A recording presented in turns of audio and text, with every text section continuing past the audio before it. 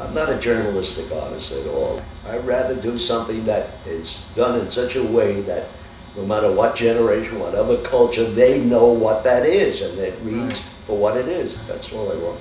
Sometimes it comes down to purely, what do I want to paint today? What's there for me to do? And when there's no specific thing in mind, I love to keep painting, and what I will do is just set up an interesting group of objects and paint them. But it keeps you painting. And then when it comes to the family, some gesture that somebody did, some way of looking as they look out of the window or something like that, which is a primary image that I've done of my wife over and over again. Fascinated by what happens, the light hitting her, how it looks.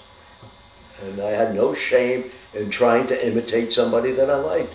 That's how you learn. And then use it or don't use it. I mean, but I had to know that I can take my hands, paint, and how close can I get to a certain thing. When I developed pastels, I said, I'm going to take pastels and I'm going to do it exactly what an oil painting will do.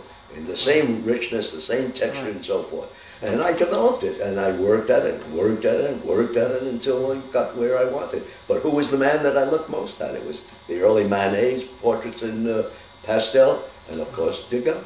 Who else would you go to? Yeah. And I learned an awful lot that way. And that's how others should do. If you really do want to learn by doing. But there's something that lies under that. You have to like the reason for a particular painting. Why did you do that particular person? Forgetting now all the techniques attached to it and so forth. What is there that excited you about what you saw and you want to hold on to it and do a painting that will always be there? And in a sense, that's the primary thing. And the techniques that help me develop that is what gives these things any validity for them what they are.